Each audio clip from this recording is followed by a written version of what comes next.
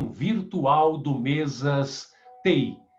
Este novo formato, adotado para que possamos manter este evento já consagrado no calendário de TIC, sem deixar de cumprir as recomendações dos órgãos de saúde frente à pandemia da Covid-19, é também uma forma de abrirmos ainda mais espaço para a troca de conhecimento e para o fomento de oportunidades de negócios.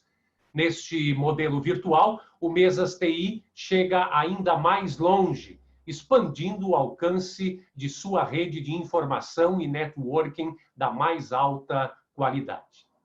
E você que nos assiste, que nos dá o prestígio de sua presença virtual, saiba que pode ainda participar do sorteio de 2 cursos da Startse. Para participar, é só seguir estes passos simples. Curta a postagem do sorteio, que está no perfil do Instagram do Ceprorgs, @ceprorgsoficial.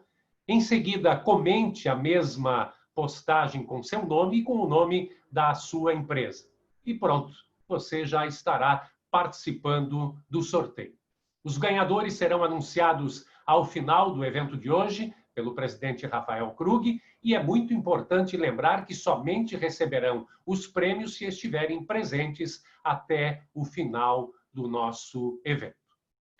Informamos ainda que o Ceprorgs e a Startse fecharam uma excelente parceria, onde os associados do Ceprorgs terão descontos especiais para todos os cursos oferecidos pela Startse. Lembramos ainda que esta parceria irá oferecer um workshop exclusivo para os associados do Ceprorgs. Em breve estaremos divulgando mais informações em nossos canais de comunicação. E dando início à nossa programação, aproveitando o momento para agradecer às empresas que apoiam o Mesas TI, fique agora com o vídeo de nosso patrocinador Gold, DBC Company.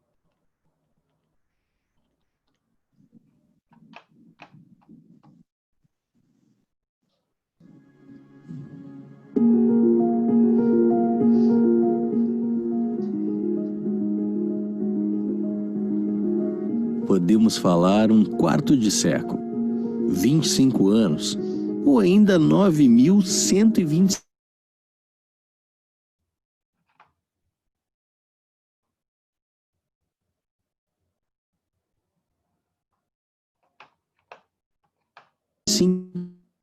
Grandiosos, e não pelo tempo, nesta fração de tantos acontecimentos. Acompanhamos com alegria e com tristeza muitos eventos impactantes no mundo em transformação. Fomos testemunhas de mudanças gigantescas. Presenciamos cada nova estação do ano, e foram várias. Fomos espectadores de fatos que ninguém acreditaria, mas acompanhamos isso tudo em constante movimento. Sempre dispostos e abertos a novos pensamentos. Aprendemos todos os dias de nossa vida. Fomos protagonistas de inúmeras transformações e incontáveis mudanças de hábitos. Vivemos de forma intensa, sempre atentos ao dia de amanhã. Nosso DNA sempre foi inovar. Somos apaixonados pelo que construímos e por tudo aquilo que ainda iremos realizar. Fomos inspirados e inspiradores. Nascemos database. Hoje, somos digital business. Mas sempre, desde o primeiro dia, fomos próximos. Próximos da realidade de cada um que faz parte da nossa história. E é assim que estaremos atuando nos próximos 5, 10, 25 anos. DBC, construindo um futuro digital.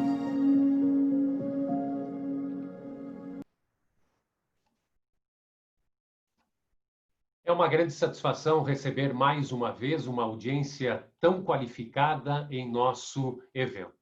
Esta segunda edição virtual do Mesas TI consolida este modelo que, se por um lado nasceu da urgência de mudança demandada por uma situação de pandemia, por outro, reflete a capacidade de transformação, de adaptação propiciada pela tecnologia. O Mesas TI Online é um resumo perfeito da transformação digital. A TI aliada às necessidades da sociedade, criando formatos que permitam seguir, evoluir, crescer, sem perder de vista os enquadramentos necessários a cada momento e situação. Estamos online, mas nosso compromisso com o apoio e suporte perante questões desafiadoras que requerem o impulso de uma entidade reconhecida para galgar oportunidades e competitividade se mantém inabalável, sólido como sempre. Estamos online, mas nossa presença se faz ver em questões de todos os aspectos, políticos, econômicos, setoriais, trabalhistas e todos os demais que importem para o fortalecimento e ganho de competitividade constantes da economia digital gaúcha. Estamos online e somos CEPROGS. Esta é a presença que nunca, em circunstância alguma, se abalará. CEPROGS, uma plataforma de negócios e representatividade única. Curta o CEPROGS nas redes sociais e utilize a hashtag MesasTI nos posts do evento. Nós agradecemos às empresas patrocinadoras que apostaram em nosso evento. Patrocínio Gold, DBC Company. Patrocínio Silver, Dinamize. Apoio Postmetria. Lembramos que a revista Mercado TI será disponibilizada no site do CEPROGS, mailing e redes sociais. Informamos que os microfones dos participantes ficarão no mute durante todo o evento. O evento está sendo gravado e em breve será disponibilizado em nossos canais de comunicação. As perguntas e comentários deverão ser enviados via QIA para, ao final do evento, aproveitarmos o espaço para o debate com o nosso palestrante. Informamos ainda que a pesquisa de satisfação será enviada por e-mail via software SurveyMonkey. Ouviremos agora o presidente do CEPROGS, Rafael Krug. Seja bem-vindo, presidente Rafael. Bom dia, Afonso. Bom dia a todos. Em nome da diretoria do CEPROGS e das nossas executivas, eu gostaria de dar boas-vindas ao nosso segundo Mesas TI virtual ou digital, como todo mundo já está falando. Eu já queria começar perguntando para vocês de quem já não comentou com outra pessoa que o tempo está passando rápido demais. Alguns dizem que isso está acontecendo porque nós estamos trabalhando no formato de home office e, por causa disso, nós não estamos vendo o tempo passar. E outros já dizem que a nossa rotina ela ficou um pouquinho mais comum, um pouquinho mais simples e também, por consequência, a gente não está vendo o tempo passar. O fato é, senhoras e senhores, que nós estamos nos aproximando do último trimestre de 2020, com muita incerteza à nossa frente. O CEPROGS ele está bastante ciente dessa incerteza e não parou um minuto sequer em busca de tentar clarear para os nossos empresários o que está vindo pela frente. Para vocês terem uma ideia, nos últimos meses, nós conversamos com diversos deputados federais e senadores, em parceria com a FENAINFO, e o presidente Edgar Serrano vai estar falando com a gente sobre isso um pouquinho depois da minha fala, onde nós viemos buscar entender um pouco melhor sobre a reforma tributária e todos os impactos que ela vai ter junto no setor de serviços e setor de tecnologia por consequência.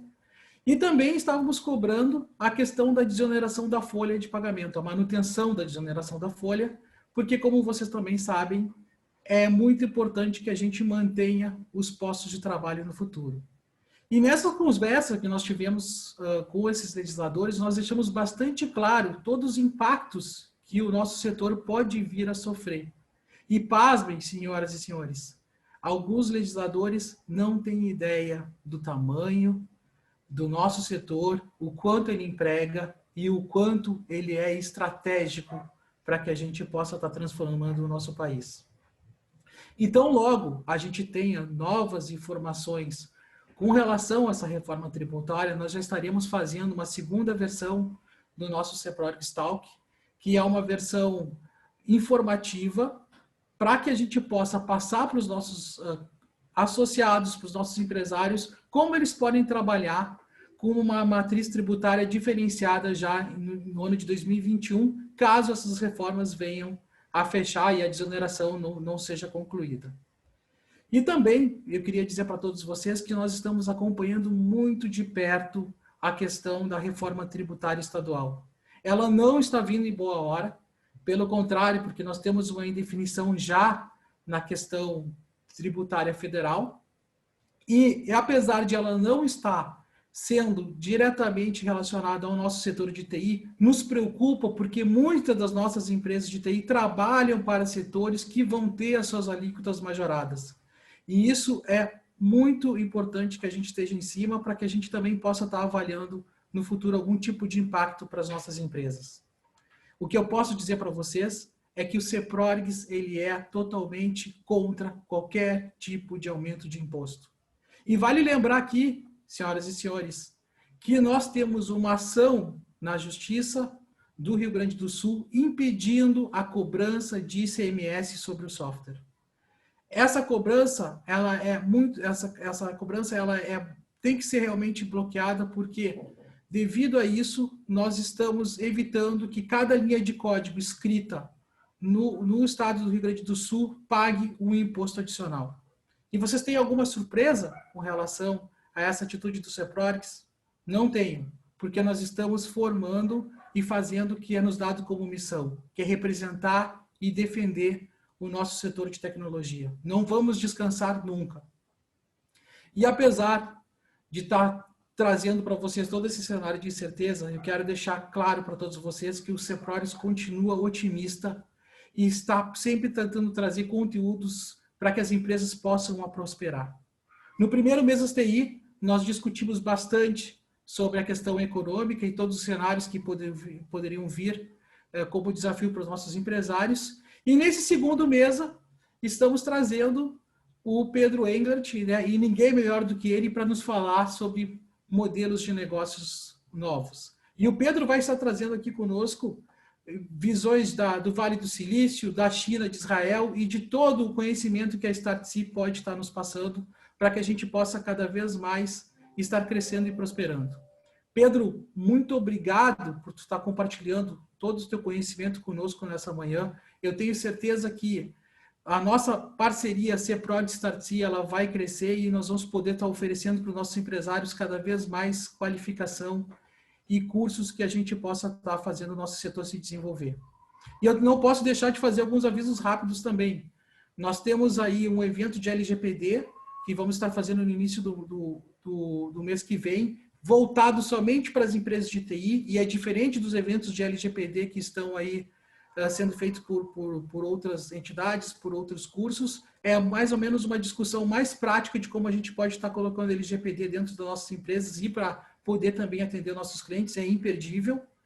Vamos estar também convocando os nossos associados para que possam vir a discutir a questão da convenção coletiva de trabalho, que também precisamos bater um papo muito forte, porque nós temos aí uma nova realidade pós-pandemia, que vai alterar já a forma como a gente está trabalhando com os nossos colaboradores, e também pelo fato que a nossa database já está para iniciar uma nova negociação. E por fim, antes de me despedir de vocês nesse primeiro item, eu gostaria de agradecer muito ao Luiz Henrique, nosso vice-presidente, a toda a diretoria do CEPRORGS pelo trabalho ímpar que vocês estão fazendo por essa entidade no momento que a gente tem que atender as nossas empresas e ainda trabalhar de forma voluntária para o nosso setor.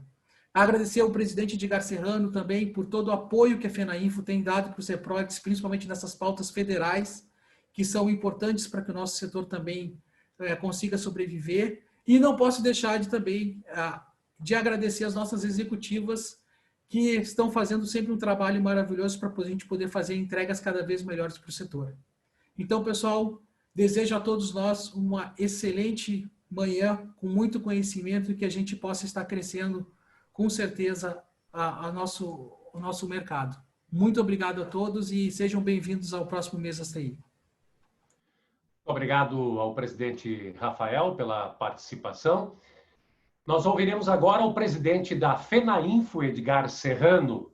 Por favor, presidente Edgar Serrano, seja bem-vindo. Obrigado, Afonso. Obrigado, presidente Krug, pela oportunidade e o espaço destinado à FENAINFO. Um bom dia a todos. É uma satisfação poder estar aqui com vocês nesse momento.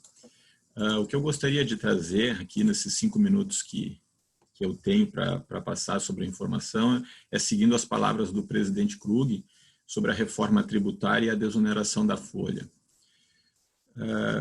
Quando a gente teve o CEPRORGS Talking, a gente falou sobre as 2 PECs que nós tivemos, que temos, a 110 via Senado e a PEC 45 via Câmara Federal. E, além disso, o ministro Paulo Guedes havia colocado também um projeto de lei, que é o 3.887, é o CBS, e que a gente até então acreditava que é o projeto que iria prosperar em função da força que o governo estava colocando neste tema. Semana passada, quinta passada, o presidente Krug estava junto, a gente conversou com um dos líderes, os braços direito do Rodrigo Maia, que é o presidente da Câmara Federal, é o deputado Luiz Miranda, do DEM, do Distrito Federal.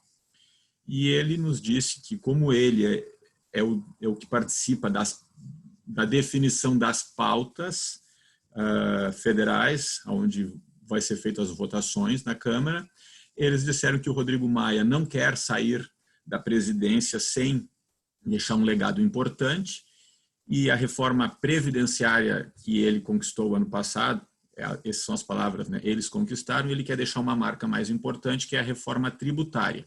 Portanto, eles vão endereçar a reforma tributária ainda este ano, porém, tem que ser a reforma da Câmara Federal, que é a PEC 45.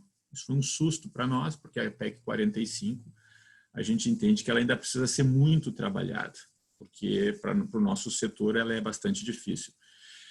Para vocês terem uma ideia, o que é a PEC 45? É as empresas que pagam nossos impostos federais e municipais, que é o nosso caso, porque não pagamos o ICMS no Rio Grande do Sul em função dessa medida judicial que o CEPRORGS entrou, é 5,65 para quem tem ISS de 2, e os municípios do Rio Grande do Sul que tiverem o ISS de 5% vai pagar 8,65. Então é 3,65 de PIS e COFINS e mais o ISS. Esses valores vão para 25 pontos percentuais. É um aumento absurdo de 342% ou 189% quem pagar 8,25%. É evidente que é no regime não cumulativo, mas tem muita coisa que precisa ser definida. E eles disseram que sim e que vão trabalhar para que seja aprovada esta PEC para ficar na história do deputado Rodrigo Maia. Aí perguntamos para eles também sobre a desoneração da folha. Também é possível que aconteça. A desoneração atual se estenda para o ano que vem, desde que saia um grande acordo. Isso vocês devem estar acompanhando na mídia. Então, os nossos 4,5% da receita bruta podem continuar? Sim, é possível. O problema é que ainda não se sabe se vai até o final do ano que vem, 2021, ou até dia 30/6 de 2021. Mas, para isso, tem um grande acordo. Tem que ser aprovado junto a reforma administrativa mais a reforma tributária, que já se sabe que o desejo do Rodrigo Maia é a PEC 45. A influência do governo é importante, sim, mas como eles falaram, quem pauta, quem coloca para ser votado é o Rodrigo Maia, ele coloca o que quer. A nossa preocupação, e aí quando a gente conversou com as pessoas que participavam, o presidente Krug junto, que nós dizíamos o seguinte, mas quando a PEC 45 veio à sociedade, a IMF, né, o Imposto sobre Movimentações Financeiras, ele entraria junto para compensar os custos de folha para o setor de serviços. Eles dizem, é verdade, mas o Rodrigo Maia é completamente contra. Ele não diz que não vai mudar, mas ele precisa ser convencido que isso é o ideal. Quando a gente argumenta dizendo se hoje a gente paga 4,5% da receita bruta e o IMF, o Imposto de Movimentação Financeira, vai ser de 0,2%, quem é contra? A Calçados paga 1 ponto percentual, vai passar a pagar 0,2%, é 0,8% a menos pontos percentuais. Quem não vai querer? Então não se entende quem é o privilegiado que provavelmente não pague nada, que não quer pagar tão pouco, porque a proposta do Paulo Guedes é que todos pagando, todos, isso significa que tem quem não pague Previdência no Brasil, a gente vai conseguir desonerar. O que a gente tem de concreto nesse momento? Porque é uma situação que muda a cada instante e é confuso, porque muda muito. É o seguinte, está se trabalhando para derrubar o veto, o presidente da República está trabalhando nisso, para derrubar o próprio veto dele, desde que a aprovação da reforma administrativa, que semana passada foi lançada à sociedade, foi apresentada à sociedade com a reforma tributária. Mas, se eu afirmar para vocês que é a do Rodrigo Maia, tudo pode mudar, mas é o que temos nesse momento, que é a dele, e que a desoneração total e irrestrita, que parte de 0,2% das movimentações financeiras, hoje eu escutei de novo que uma manchete de jornal, Paulo Guedes ainda não desistiu e tenta colocar isso para substituir para toda a sociedade. Portanto, senhores, a gente continua há poucos meses do ano que vem e as regras, como serão as regras tributárias para o ano que vem, ainda não foram definidas, isso a gente reclama para os deputados. Nós temos pandemia, recessão e as regras fundamentais econômicas ainda não estão definidas. Enfim, até parabenizo a resiliência de todos os empresários que estão aqui, mas este é o cenário hoje de gigantes incertezas que pode mudar a qualquer momento. A gente segue acompanhando muito perto. Qualquer mudança que tiver, a gente vai seguramente estar apresentando para vocês, vai estar participando aqui com todos, mas é nesse momento a fotografia que a gente tem. Talvez hoje de tarde já mude alguma coisa. Pela atenção de vocês, muito obrigado. Muito obrigado ao presidente da FENAINFO, Edgar Serrano, pela participação. A tecnologia como alavanca de impulsão dos modelos de negócio, as inovações em ferramentas, sistemas e processos como chaves para catapultar o crescimento das empresas, as transformações que a tecnologia traz, não somente no dia a dia das organizações, mas principalmente a seus formatos de gestão. Estes e outros pontos serão apresentados pelo nosso palestrante, o empresário Pedro Englert, que nos traz o importante tema como a evolução da tecnologia está transformando modelos de negócios e a nossa forma de gestão. Pedro Englert é formado em administração de empresas, com ênfase em finanças pela Universidade Federal do Rio Grande do Sul, tem pós-graduação em varejo e serviços pela Universidade de São Paulo e pela Singularity University, foi sócio da XP Investimentos por 10 anos, onde comandou a área comercial e foi CEO do portal InfoMoney desde 2016. Pedro é sócio e CEO da Startse, principal escola de negócios voltada para a nova economia, com escritórios em São Paulo, Vale do Silício, Xangai e Pequim. É investidor de 4 fintechs, Vortex, Warren, Fitbank e Monkey, e da marca de tênis YoShoes. Também é membro do Conselho da Associação Brasileira de Fintech e da Junior Achievement. Nós vamos acompanhar, então, agora a apresentação do empresário Pedro Englert. Seja bem-vindo, Pedro, ao Mesas TI Virtual.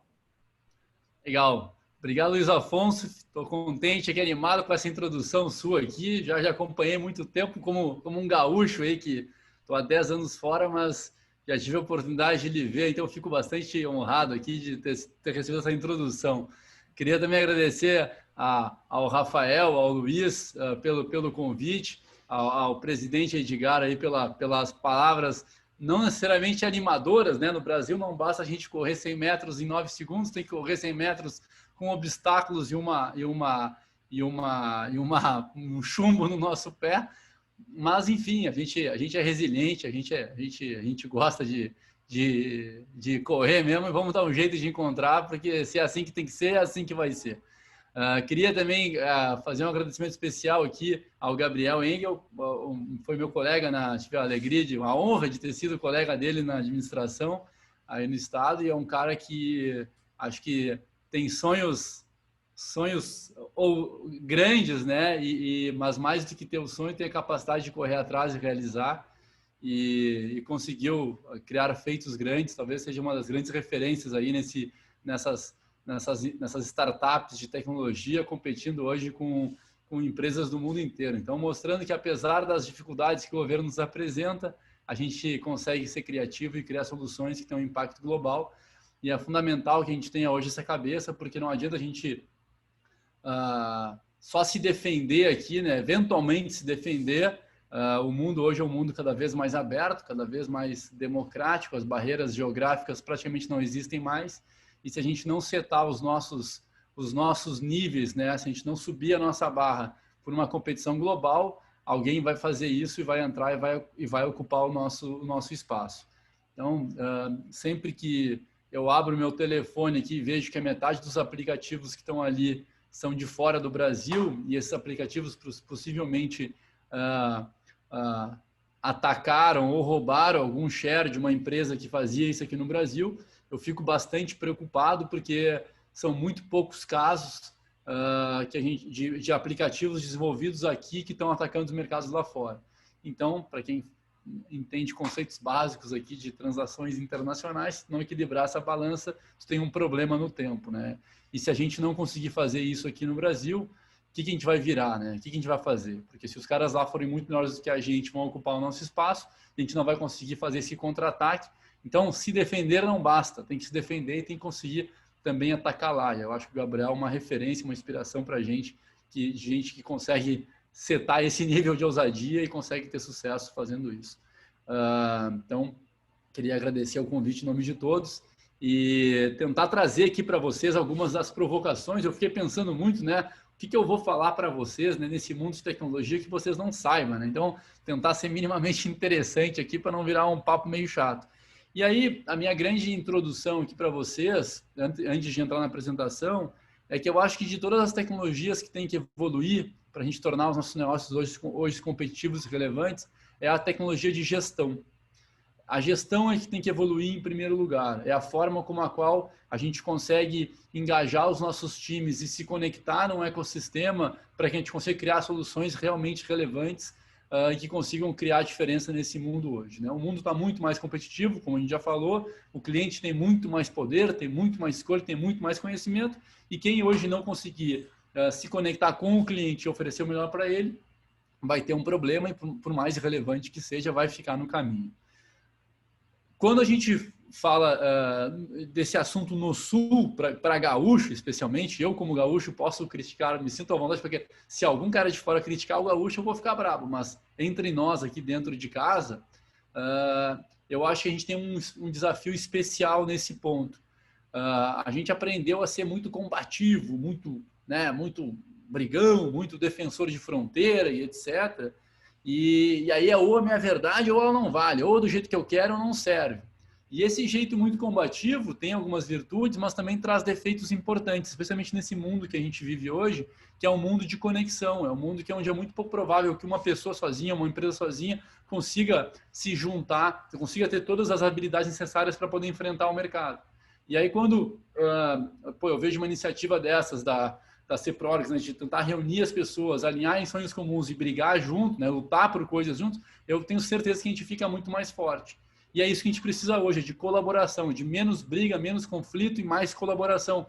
Pô, se não é exatamente como eu quero, tudo bem, mas dá para ser um pouquinho como eu quero, com um pouquinho do jeito que ele quer. Então, essa habilidade de ser menos conflituoso e mais parceiro, e mais, talvez, né, é fundamental, mais colaborativo, é fundamental para a gente conseguir criar negócios hoje relevantes.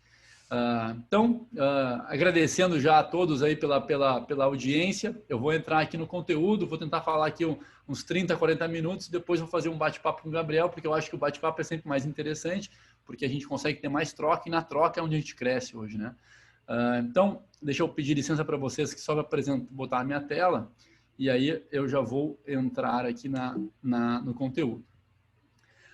Eu acho que o Luiz Afonso me apresentou, mas eu vou me apresentar de uma forma diferente, contando um pouco da minha trajetória, que um pouco contextualiza os aprendizados que eu tive, que eu vou querer trazer para vocês aqui ao longo dessa conversa. Eu comecei a minha vida aí no Sul, a XP começou em Porto Alegre, a XP quem fundou foi o Guilherme e o Marcelo, o Guilherme me chamou o Marcelo Maisonave, e eu entrei logo na sequência, eu entrei para assumir os escritórios da XP que estavam começando a surgir, e eu fui o cara que liderei esses escritórios. Quando eu entrei tinha uns 6, 7 escritórios, quando eu saí dessa função ali tinha uns 300 escritórios pelo Brasil já.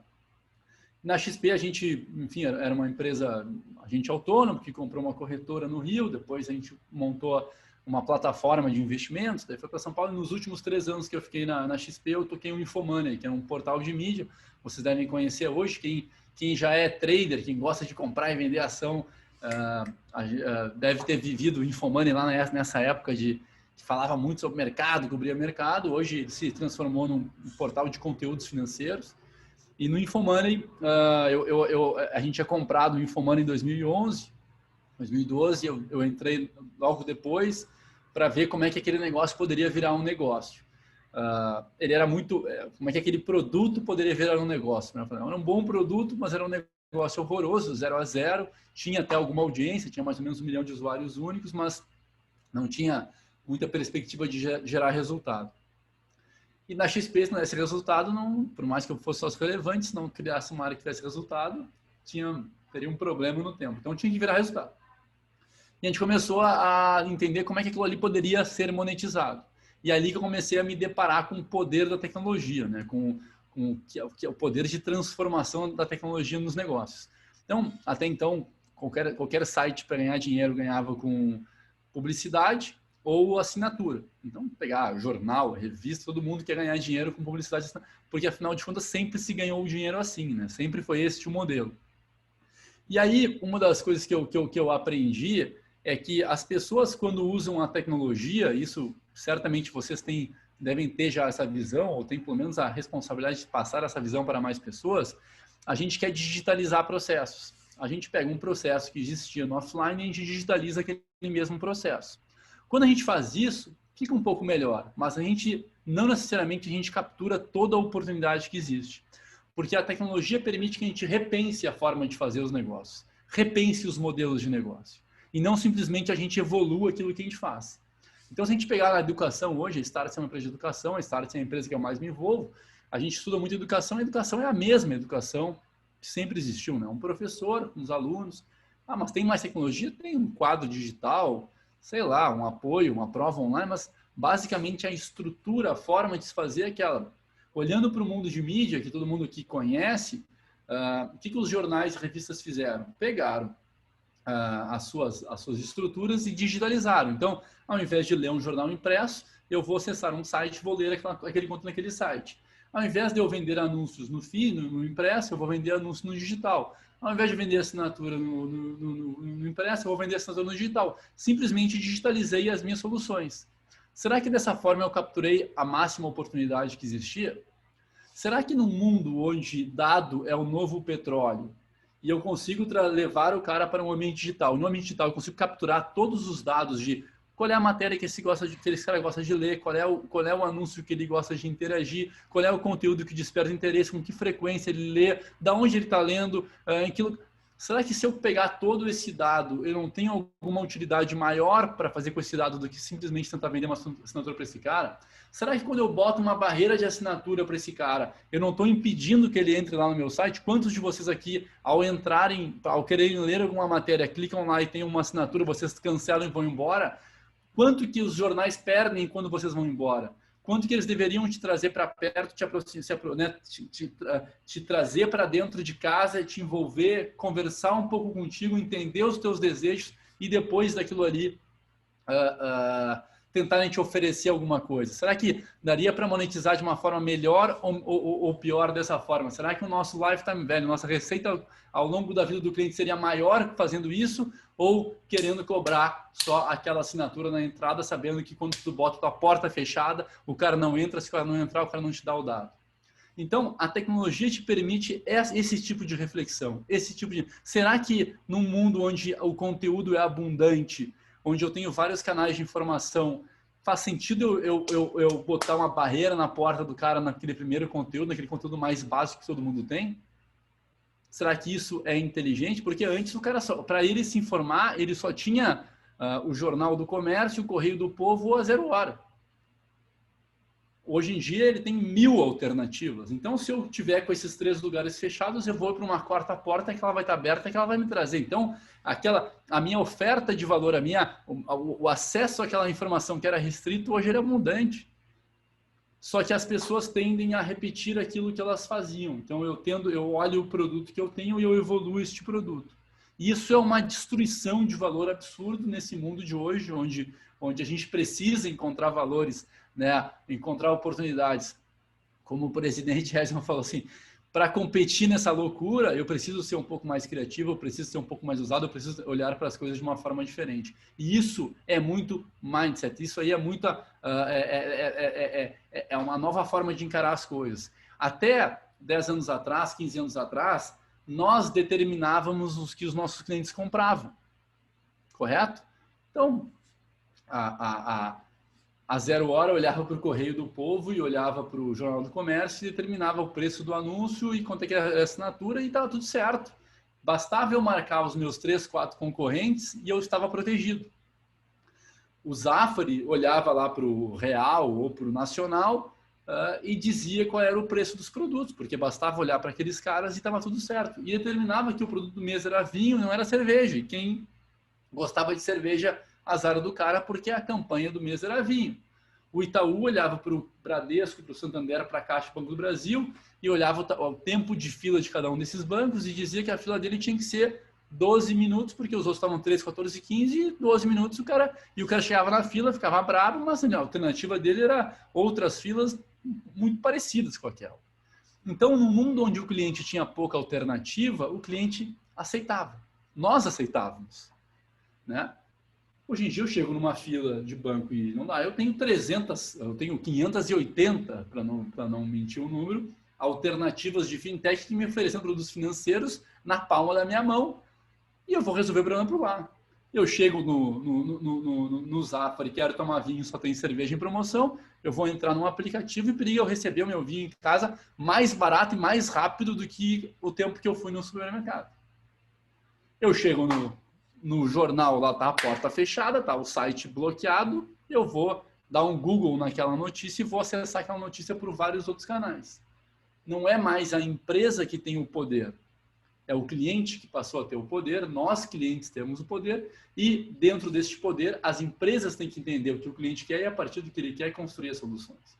Então, essas lógicas de colocar o cliente no centro não são coisas bonitas de serem ditas, são coisas fundamentais de serem feitas. Porque se eu não fizer isso, o cliente vai embora. Se for embora, acabou o meu negócio. Então, essas mudanças de percepção, elas são a chave, elas são a base para a gente poder percorrer este novo mundo. E aí, olhando para isso, falei, pô, não tem como eu competir aqui nesse mercado, o Infomoney nunca vai ser relevante se eu tiver que ganhar dinheiro dessa forma aí, porque não tá sob meu poder. Eu preciso entender que eu tenho aqui, na época, 1 milhão de usuários únicos todos os meses vindo no meu site, que esses caras querem alguma coisa. Eu vou entender o que esses caras querem, vou me relacionar com eles, e o digital permitiu, né, o avanço, essa troca, essas conversas. Quanto mais eu conversar com o cara, mais eu sei o que ele precisa, quanto mais eu sei o que ele precisa, mais eu consigo fazer uma oferta de valor.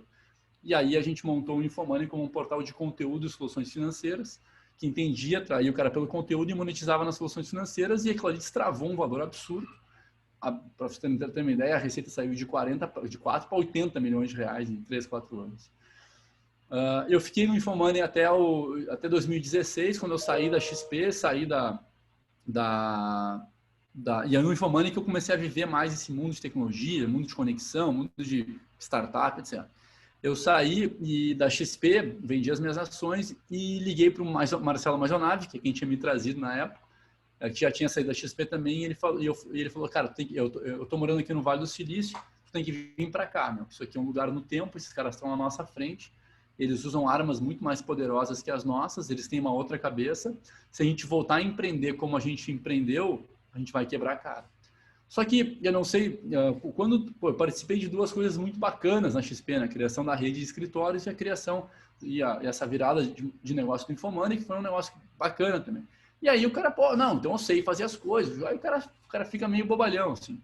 Quando eu cheguei no Vale, achando que eu sabia fazer as coisas, eu olhei e falei assim, meu Deus do céu, esses caras estão muito na minha frente, eu achava que eu sabia fazer, esses caras estão muito na minha frente, a forma que eles pensam, as armas que eles usam são muito melhores do que as nossas.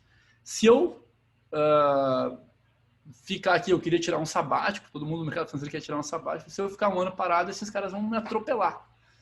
Então já estão 2 voltas na minha frente, se eu der um ano para eles, vão dar 5 voltas, e eu com 36 anos vou ficar obsoleto aqui, vou ficar, né? Lá no Vale dizem que tu vai morrer com 120, 140, tem gente que nem vai morrer mais. Então, pô, eu vou viver mais 100 anos aqui sem, né? Aquilo ali dá um medo, assim, e me deu um medo por alguns motivos. O primeiro é o seguinte, eu não sei quem tem filho pequeno aqui, alguns de vocês eu sei que tem, e eu tinha um filho, só agora tem um casal, e meu filho tinha 2 anos e meio. Falei, cara, como é que eu vou educar o meu filho? Quando a gente vai educar uma criança, a gente pensa, como é que vai ser, né? Como é que vai ser o mundo no futuro? Então eu vou preparar o meu filho para preparar ele para a vida, né? Mas se eu não sei como é que vai ser a vida, como é que eu vou preparar, né? Se eu não sei como é que vai ser lá, será que eu tenho que encher ele de conteúdo ou eu tenho que encher ele de curiosidade? Será que eu tenho que...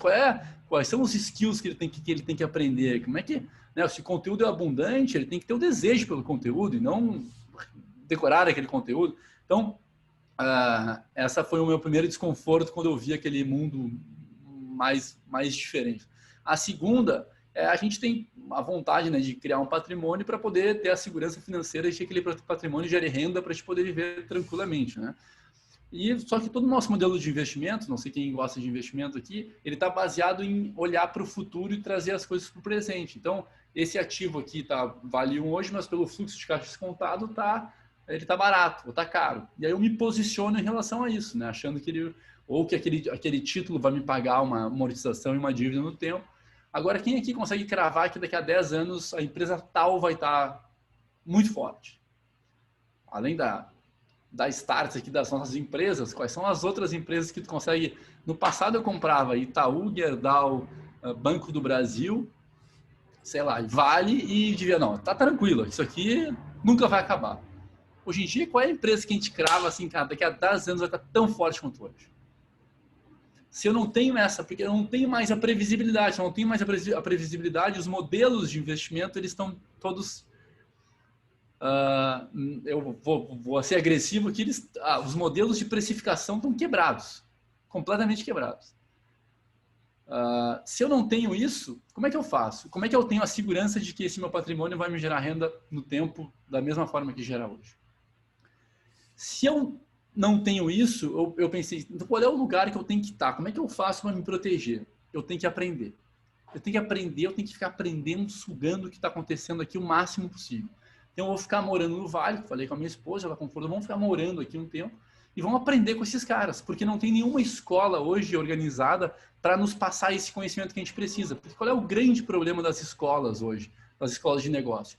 Elas demoram muito tempo para entender qual é a prática vencedora, não entendem a prática, teorizam aquilo, colocam num conteúdo, no programático, colocam nos cursos, capacitam os professores e vendem. E depois distribuem. Esse tempo aqui é 5 anos, 7 anos, 10 anos.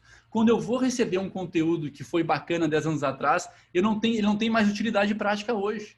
A educação virou inútil, eu aprendo algo que eu não consigo utilizar. Então, a gente tem que transformar o nosso modelo de educação para que ela seja útil e prática, para eu consiga lá aprender, aplicar e usar. Não adianta fazer um MBA de 2 anos que eu vou aprender 30% do que está ali, eu vou utilizar, e desses 30%, 80% é defasado. Eu preciso aprender aonde a coisa está acontecendo, porque o mundo está girando tão rápido que eu preciso reduzir esses tempos. Eu preciso aprender onde está acontecendo. E onde está acontecendo? China, Vale e Israel. Esses são os 3 principais centros de inovação no mundo. Aonde que acontece muita inovação? Nas startups. Porque são franco-atiradores, tem pouco a perder e tem uma capacidade de criar e inovar muito forte por essa falta de legado, né? Não ter, então eu posso fazer qualquer coisa, e ali a inovação, quanto mais livre, mais inovação acontece. E nas grandes empresas que estão conseguindo fazer a sua transformação digital. Então se eu quero aprender, se eu quero estar entendendo aonde as coisas estão, eu tenho que estar conectado com esses caras. E aí eu comecei a me aproximar desse mundo, de alguma maneira, ao me aproximar, eu comecei a conhecer algumas pessoas que estavam na mesma jornada que eu, e a gente criou a Start com esse propósito.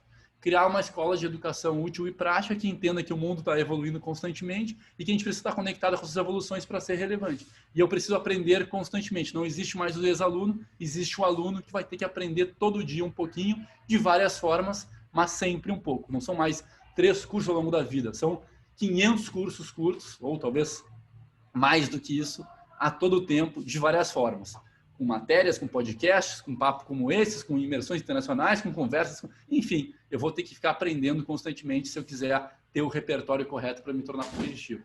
E dentro dessa lógica, eu falei, pô, então eu voltei para o Brasil, virei sócio da Startse, junto com o Marcelo e com o Glitz, que eram meus dois sócios da XP também, e a gente começou a investir em algumas empresas de fintech, que era o mundo que a gente tinha mais vivido, mercado financeiro, trazendo esses conhecimentos do Vale do Silício. As empresas são Warren, Monkey, Fitbank e Vortex. A gente investiu também na Bitec, que é uma outra empresa que a gente saiu, vendeu a participação, e a gente é sócio de mais 2 empresas não fintechs, que é uma empresa de tênis chamada You Shoes. Então, para a turma aí do Vale dos Sinos, aí a gente também está posicionado. E a gente lançou uma marca de vinho também chamada Lovin, além de ter alguns investimentos anjo em startups. Bom, então eu contei tudo isso e dentro dessas concepções, né, dentro dessa história, eu criei essa verdade para mim de que o mundo mudou e quebrou a nossa forma de gestão tradicional. Quebrou a forma com a qual a gente trabalha, como a gente toca os nossos... Não só como toca os nossos negócios, como a gente aprende, como a gente educa e como a gente investe, como eu já falei. A prova disso é que se a gente pegar aqui as maiores empresas do mundo em 2010 e 2018, a gente vai ver que essa matriz mudou completamente. Porque as empresas tradicionais, usando o seu método de modelo tradicional, não conseguiram se manter relevantes como era no passado. E as empresas que têm esse mindset mais de tecnologia estão ocupando esses lugares. No Vale do Silício, as 5 maiores de tecnologia. Na China, as 2 maiores, Alibaba e Tencent, são também de tecnologia. E estão ocupando o espaço desses negócios. Se eu pegar um outro indicador, se a gente for olhar o ranking, acho que alguns de vocês devem conhecer, o ranking da S&P 500, né, das maiores empresas, 500 maiores empresas, eles falam que as empresas em 1960 ficavam 60 anos entre as maiores do mundo. Hoje ficam 15. Por que elas ficavam 60 e hoje ficam 15? Porque o mundo está mudando de uma forma acelerada e as empresas são muito boas em evoluir o seu processo e não transformar. Então, eu sou muito boa em pegar o meu jornal impresso e digitalizar ele. Eu fiz uma melhoria incremental, mas eu não fiz uma transformação de modelo de negócio. Olha que loucura! Nunca se consumiu tanto conteúdo quanto hoje. Nunca. Então, teoricamente, a indústria de mídia nunca foi tão consumida como é hoje. E as empresas de mídia nunca estiveram tão quebradas quanto estão hoje. Como é que pode meu produto ser muito desejado e eu estar quebrado? Porque o produto é bom, o modelo de negócio é muito ruim. Então, não adianta, se o mundo evolui e as formas de consumir aquelas coisas evoluem, eu também tenho que acompanhar, porque não sou eu mais que mando. É o mercado que manda e eu tenho que me adequar ao que o mercado apresenta. E por que o mundo muda, né? Será que o mundo começou a mudar agora? O mundo sempre mudou. Nunca tão rápido. A grande diferença é que nunca foi tão rápido. O mundo evolui desde... Olha que a gente tem um sócio chamado Cristiano Cru, craque. Se vocês conhecerem, vocês vão ficar encantados com ele. E o Cru ele conta uma história que ele conta melhor do que eu, mas eu vou trazer para vocês. Normalmente, a gente tinha várias... Quando eu pegava uma era... Dentro dessa era existiam várias gerações. Então, sei lá, a era da pedra, a era da roda, a era da 10 mil anos, 5 mil anos, 2 mil anos, 500 anos, 100 anos. A cada era que foi mudando, o tempo dessa era passou a ser menor. E o número de gerações que viveram essa era também passou a ser menor. A gente deve ser a primeira geração que vai viver mais de uma era. A primeira geração que vai viver mais de uma era. Que o mundo vai se transformar de uma forma tão intensa que a gente vai entender que a gente está vivendo uma nova era. Quando eu vivo uma nova era, eu tenho que estar preparado para me adequar a essa nova era. Quem aqui gosta de futebol sabe que a gente tem uma estratégia de jogo no campo embarrado e a gente tem uma estratégia de jogo no campo liso, no gramado perfeito. eu não posso usar o meu estilo de jogo do mercado embarrado no campo perfeito. Se muda o cenário, a minha atitude tem que mudar. Eventualmente, as minhas habilidades têm que mudar. Né? A minha forma de atacar tem que mudar. Se eu estou vivendo um mundo que está se transformando nessa intensidade, eu tenho que estar preparado para evoluir na mesma intensidade. O mundo evolui basicamente porque três coisas evoluem. Tecnologias evoluem e convergem, e aí eu não vou nem usar aqui falar alguma coisa para vocês disso, porque vou rezar a missa para padre. Essas tecnologias convergem e criam novos modelos de negócio, que por sua vez exigem que a gente tenha novas formas de gestão, novas formas de atuar, novas formas de colocar o cliente em primeiro lugar, novas formas de avaliar o nosso negócio, novas formas de capturar a grana, novas formas de fazer, de se conectar com ecossistemas. E essas novas formas de atuar aceleram tecnologias, que proporcionam novos modelos de negócio, que aceleram formas de gestão. Então, essa roda que a gente chama o Start Flywheel, é uma roda que cada vez que gira, ela fica com mais velocidade, mais velocidade, mais velocidade, mais velocidade. É por isso que o mundo está nessa espiral tão rápida hoje, porque isso entrou num nível de velocidade que está fazendo com que os negócios realmente sejam muito duramente impactados. Quando a gente olha para essa lógica, então assim, a nossa grande proposição aqui é que a gente olhe constantemente para esses três pontos. Se eu quero me manter competitivo, manter a minha empresa competitiva, eu tenho que olhar para isso. Como as tecnologias podem impactar o meu negócio, melhorar o meu negócio, como eu posso pensar em novas formas de fazer as coisas e como que eu posso atuar nesse mundo. E eu tenho que ficar aprendendo como é que eu evoluo nessas coisas, eu como pessoa e a minha empresa, ou eu como funcionário de uma empresa, ou eu como líder de uma área, ou eu líder como setor, eu tenho que ficar constantemente olhando para isso. Quando a gente olha para os horizontes de inovação, para ver os tipos de inovação que acontecem, eu gosto muito esse gráfico que a gente aprendeu com um cara chamado Sandro da Embraer. O cara é um craque, a Embraer é uma super empresa de inovação do Brasil. A gente tem que ter um enorme orgulho, tem que estar preocupado agora que ela consiga se reencontrar aí depois dos percalços que levou. Mas basicamente esse gráfico traz assim, as inovações elas acontecem de várias formas. Não existe uma forma de inovação, existem várias formas. Basicamente, dentro de uma empresa, a gente pode enxergar alguns tipos.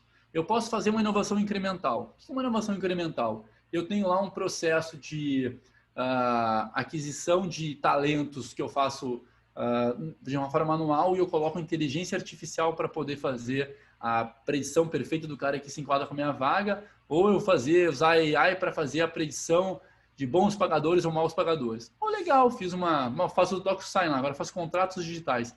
Isso muda o ponteiro da empresa? Não, mas isso me torna mais eficiente, me torna mais leve, mais rápido, reduz o meu risco, reduz o meu headcount. Então, isso, especialmente esse item, tem que ser uma responsabilidade de todos. Eu estava com o Augusto da Estônia, agora o Augusto é o CEO da Estônia. Estônia, você deve me conhecer, é uma empresa fantástica, foi criada há pouco tempo. Mais uma empresa que a gente tem que ter orgulho e se inspirar nela. E o Augusto fala assim, se eu pego uma área de inovação e eu crio uma área de inovação na minha empresa, eu mostro para todo o meu time que a inovação, a evolução é de responsabilidade daqueles caras. Então, criar uma área de inovação necessariamente é uma coisa inteligente. A inovação tem que ser uma responsabilidade de todos na sua organização, na sua estrutura. Cada um tem que olhar para o seu objetivo, para aquilo que quer fazer, que tem que fazer, e o cara tem que determinar a melhor forma de fazer. E dentro disso, inovações incrementais são muito importantes. Tem uma frase que eu vi ontem quem era a frase? Um desses, não sei se era o Steve Jobs, mas os caras atribuem as frases das pessoas, mas a frase é inteligente. Contrate pessoas, se eu contrato pessoas inteligentes e eu mando elas fazerem as coisas, eu tô sendo burro.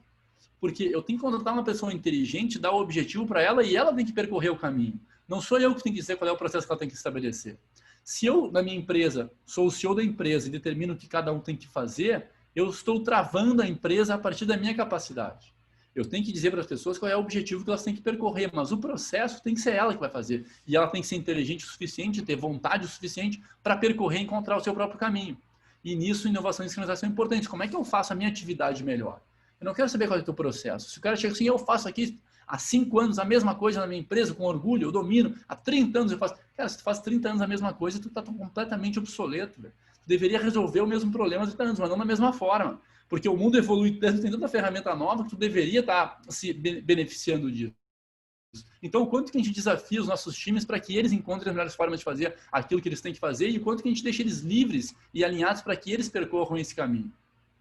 O segundo tipo de inovação é uma inovação de novos negócios. Pô, eu já tenho um produto, já tenho uma base de clientes, já tenho um approach nos caras. Se eu criar um novo produto, eu maximizo, né, o meu retorno sobre esse mesmo cliente, eu aumento meu lifetime value. Esse é o segundo tipo de inovação que é super possível e as empresas de alguma maneira fazem isso, né? Porque normalmente está numa área de novos negócios, então já está determinado. A primeira inovação acontece menos, por mais incrível que pareça, acontece menos do que a segunda. A terceira é que eu acho que a gente tem que gastar aqui um pouco mais de pensamento sobre ela, que é a inovação disruptiva. O que a inovação disruptiva é? É utilizar uma tecnologia disponível para resolver um problema de uma forma não convencional. Utilizar uma tecnologia disponível para resolver um problema de uma forma não convencional. O que é essa inovação? Quem é que fez quem que fez essa inovação? Se a gente pegar aqui os principais unicórnios do Brasil hoje, vamos pegar de Stone, vamos pegar a RAP, vamos pegar Nubank, vamos pegar Quinto Andar, vamos pegar Log.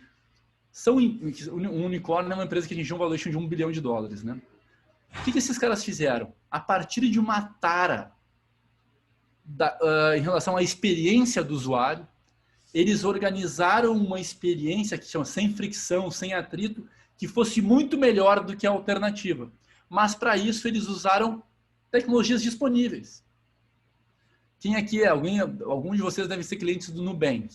Se alguém, o cliente já usou o Nubank. O que o Nubank tem de diferente para qualquer outro cartão de crédito? Nada.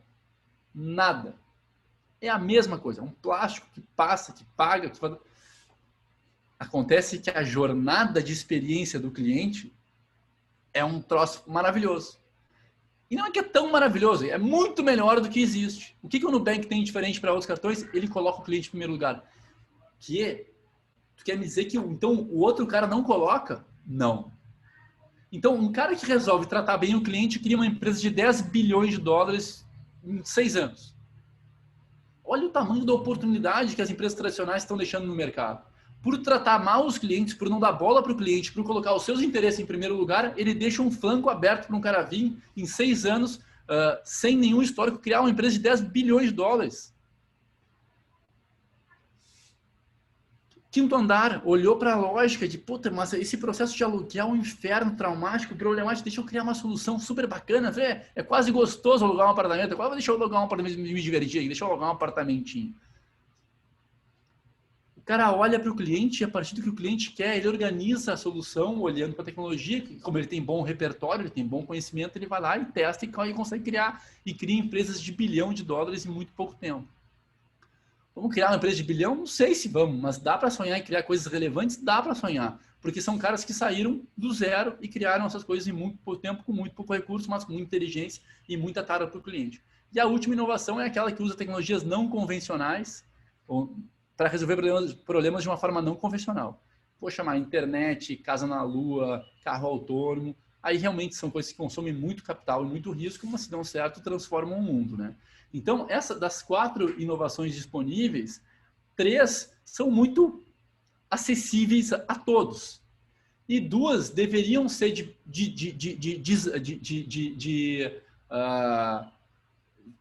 seriam buscas de todos, talvez até as 3, estou sendo as 2 primeiras, acho que a terceira também. Então, como é que a gente busca isso? E como é que a gente organiza a nossa estrutura para olhar para esses horizontes 1, 2 e 3? A McKinsey tem os horizontes de inovação, né, que fala coisas de curto prazo, médio prazo e longo prazo. A gente tem que equilibrar isso para conseguir se desenvolver. E aí, quando a gente olha para a jornada de transformação, aqui tem uma outra coisa que eu gosto muito. Eu vejo muita empresa dizendo, não, somos inovadores porque agora pintamos nossa sala de colorido, botamos um balanço na porta, puffs e somos inovadores. Liberamos o videogame e as bermudas, então somos inovadores. Não, compramos uma startupzinha, então somos inovadores. Não, contratei uma empresa X, somos... Nenhuma empresa conseguiu se transformar digitalmente. A gente olhou muito, estudou empresas lá fora, China, Vale, aqui no Brasil. Nenhuma empresa que conseguiu se transformar fez isso de fora para dentro. Comprando coisas e trazendo para dentro. O processo de transformação digital começa de dentro para fora. Eu entendo o que acontece, eu busco o repertório, busco conhecimento, reavalio a minha cultura e, a partir disso, defino a minha estratégia de inovação. Se o cara pinta a sede de colorido, libera a bermuda e alguém lá vai fazer um projeto que define uma boa hipótese e é redemitido, não tem inovação lá dentro. Se eu não crio os incentivos mínimos para fazer, se eu não entendo que eu tenho que, se eu não entendo que não fazer nada hoje virou muito arriscado. Os caras hoje que estão aqui encolhidinhos, veio a pandemia, encolhe, reduz, fica pequenininho, espera voltar. Esse cara está tomando um risco para mim absurdo. É mais conservador tentar fazer alguma coisa do que ficar parado, porque o mundo não vai voltar como era antes. Então eu preciso ter uma nova atitude, eu preciso me expor mais a tentar coisas novas, é mais conservador do que ficar parado. Ficar parado é mais arriscado. E eu só vou entender isso quando eu estiver exposto e conectado com esse mundo, vendo. Se eu não tivesse tido o convite do Marcelo para ir para o Vale olhar aquilo, eu estaria achando que a minha prática de fazer a prática verdadeira, correta, tu segue baile. Quando eu vou lá e me deparo, se eu não me reinventar, mas eu estou ralado.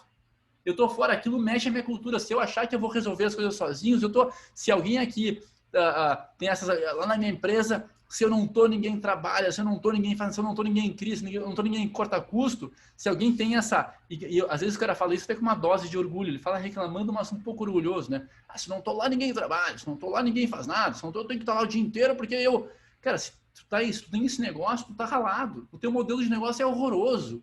Tu já era. Porque não existe mais a empresa do super-herói, o cara que vai resolver tudo, o cara que vai conseguir olhar para todas as coisas.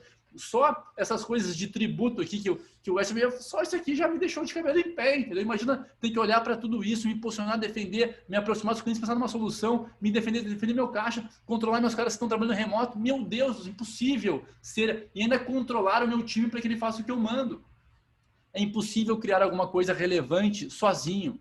Só que se o cara está na visão do passado, ele até acha que consegue. Se ele começa a se conectar com esse presente, que não é nem o futuro, é o presente, ele vê que não tem mais como. Então eu preciso estar mais aberto, preciso estar mais alinhado, trazer pessoas mais para perto, porque é isso que cria uma condição. E aí quando eu começo a entender esse mundo e me posicionar de uma forma diferente, eu começo a ter a condição de definir minha estratégia de inovação. E aí eu busco inteligência, conexão e implementação para fazer isso aqui dentro. Mas nenhum processo de transformação começa sem passar pelo item 1 e 2. Eu tenho certeza que vocês que realmente trabalham para grandes empresas, quando vocês são demandados, quando esse cara vai lá para algum lugar e descobre, o meu concorrente está fazendo isso, o meu outro cara está fazendo aquilo, meu Deus, eu tenho que fazer alguma coisa. Ali, porque ele entendeu aquilo, ele buscou aquele conhecimento, ele viu, cara, eu tenho um problema, preciso reagir. Esse é o melhor cliente, né? O cara que quer resolver rápido porque ele sentiu que a água subiu e ele tem que correr. A gente também tem que se expor, tem que ir para esses lugares. E a gente tem que conseguir se desenvolver para conseguir chegar nisso. E aí, um outro ponto que acontece, e que acho que o Edson também trouxe aqui no início, eu falei, eu não sei qual é o tributo do ano que vem. Mas não é o tributo, eu não sei como é que vão ser os clientes, os mercados, as leis, as regras. Eu não trabalho mais no mundo de previsibilidade. O mundo de previsibilidade me dá a condição de enxergar o horizonte e dar os comandos para a minha empresa. Então, eu olho o horizonte e falo assim, olha só, o mundo vai ser assim, então as oportunidades vão ser assadas, e eu vou me posicionar dessa forma e está aqui as nossas táticas. E eu vou controlar a minha organização para que ela percorra esse caminho que eu vi. Se eu não consigo mais enxergar, eu não tenho mais o cenário. Se eu não tenho mais um cenário, eu não tenho mais... Como é que eu vou dar um comando? Como é que eu vou definir uma estratégia? O mundo de hoje está tão incerto que eu tenho que agir sobre o presente. Por que a gente controla tantas organizações? Por que a gente torna elas tão chatas? Porque existe um desalinhamento. Então eu vou entrar nas... Por que eu tenho que ser responsável pela trajetória de alguém? Por que a gente criou esses modelos que dentro desse cenário, eles começam a ficar ineficientes? E eu respondo pelo sucesso do meu time. Eu não quero, eu sou quase um pai que determina quem vai crescer, quem não vai crescer, quem vai ganhar, quem não vai ganhar. Por que os líderes sentem que existe tanta necessidade, toda a responsabilidade da empresa está sobre as suas costas? E por que o sentimento mais presente nas organizações hoje é o medo?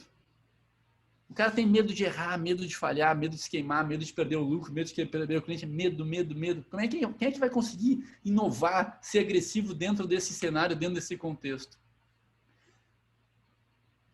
a metodologia de gestão e os incentivos das organizações, eles foram criados por um mercado estável, previsível e desenhado para presidentes super-heróis. A gente desenhou o nosso modelo de planejamento, comando e controle. Ele era planejamento, define o cenário, monta o plano, olha sobre todas as coisas que acontecem e determina quais são os caminhos. E eu, como presidente, tenho todos os poderes para determinar sobre todas as coisas. E tudo tem que vir a mim para poder decidir. Quem acha que consegue criar uma empresa ágil numa estrutura absolutamente vertical, me parece que está tomando um risco um pouco desproporcional. Dentro dessa lógica, a gente aprendeu a evoluir as empresas de uma maneira muito bacana. PDCAs e variações sobre o mesmo tema, fazer aquilo que eu faço cada vez melhor. Mas na hora que eu tenho que transformar, eu sofro. Chega uma hora que para eu ter uma melhora de 1% no processo, eu gasto tanto dinheiro que não compensa. Então eu tenho que ir para um mundo novo. Eu tenho que fazer um novo movimento. Eu tenho que ir para transformar o meu negócio. Né? O teletaxi, quando foi quebrado pelo 99, estava na máxima eficiência. Não estava na mínima eficiência. Mas o modelo dele chegou no limite que tinha um modelo alternativo surgindo muito melhor. Só que o início daquele modelo, quando tu lança uma tecnologia, ela normalmente é pior do que a alternativa. Mas na hora que ela entra num good enough, num bom suficiente, ela causa a disrupção daquele modelo. Dentro desse cenário sem previsibilidade, o que a gente tem que fazer? Reconhecer rapidamente o presente e agirmos, né, em relação a isso no instante que se apresenta. Só que para eu ter agilidade, eu tenho que ter um time com autonomia. Eu não posso ter que escalar a decisão, escalar. Eu tenho que fazer, o cara apresentou o problema, a oportunidade, eu tenho que reagir na hora. Só que para o cara ter autonomia para reagir, ele precisa de alinhamento. E dentro dessa lógica de alinhamento, a gente tem que olhar um pouco para o que é a nova economia, o que é a velha economia. Pô, será que eu vejo startups vindo aí muito agressivas, mas eu vejo empresas tradicionais que têm muita capacidade de escala? Não é nenhum nem outro. Quem ganha esse jogo é quem tem as duas coisas. O grande desafio hoje é uma gestão ambidestra, que eu consiga acertar um produto e um serviço e escalar, mas ao mesmo tempo criar um produto novo. Né? Criar, inovar, fazer, porque como o tempo daquele serviço é cada vez menor, eu tenho que escalar aquilo e criar um novo, que eventualmente vai quebrar esse novo e eu vou escalar aqui e vou criar um novo. Então o desafio é a gestão ambidestra, quando eu consigo trazer essas duas habilidades para dentro da minha organização. E para eu trazer essas duas habilidades, eu tenho que ter uma coisa que a gente chama de diversidade. E a diversidade que a gente fala normalmente está muito relacionada a sexo, gênero, religião.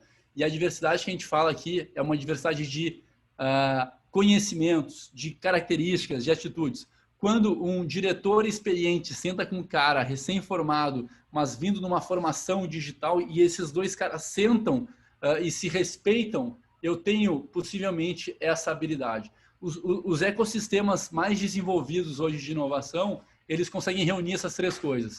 Eu trago muito conhecimento, eu trago a rebeldia e eu trago o capital. O capital não é só grana, é acesso a mercado, é placa, é credibilidade, é também grana, também dinheiro. Então, quando essas três coisas se reúnem, a gente tem uma condição de inovação acontecendo. E quando a gente tem empresas que trabalham de forma isolada, eventualmente elas têm alguns desses recursos, não tem todos. Quando eu trabalho em uma empresa que se conecta com a rede, essa empresa talvez consiga buscar no mercado as soluções. Quando eu tenho uma empresa que tem muita separação por área, diretor com diretor, gerente com gerente, analista com analista, eu tenho essas habilidades lá dentro, mas elas não se misturam. Se não se misturam, eu não consigo ter essa eficiência. Então, menos hierarquia, menos burocracia, mais conversa, mais interação. Quando o presidente é o cara que manda em tudo, mas ele não está mais no dia a dia, os diretores no dia a dia do mercado se conectando com o cliente, e eles sequer ouvem o time que está se conectando com o cliente, qual é a probabilidade desses caras estarem conectados com o mercado? Cada vez mais baixa. Então, tu tem os skills, mas por ter estilo de gestão talvez mais antigo, mais ultrapassado, tu não consegue aproveitar todos esses benefícios que estão à disposição. E aí, quando a gente olha para esse gráfico aqui, que é o gráfico que é para gerar agilidade, se eu quero dar autonomia para o meu time, eu não posso dar autonomia para um time sem alinhamento. Se eu dou autonomia para um time que não tem alinhamento, eu gero um caos. Em contrapartida, se eu tenho um time que tem muito alinhamento com autonomia, eu gero frustração. né? Acontece muito com empresa familiar aqui. O pai, que é o cara que criou a empresa, sabe tudo. O filho quer fazer as coisas, está super alinhado com o benefício de fazer aquilo, mas não pode porque o pai não deixa. Aí, pô, o cara quer saber, deixa o cara fazer o que ele quer aqui, eu não vou ficar brigando, eu vou ser feliz. Ou numa empresa de capital aberto, que todos os dados são abertos, tem programas de incentivo para a empresa, o cara quer fazer a coisa, mas o compliance é tão chato que fica embarreirando, gera frustração. Eu tenho o que é mais comum hoje no mercado, são empresas que têm baixa capacidade de reação, porque tem pouco alinhamento e pouca autonomia. Tudo certo, de alguma maneira isso aqui é coerente, mas eu reajo de uma forma muito lenta ao mercado. Empresas inovadoras são as que conseguem trazer essas duas coisas, né?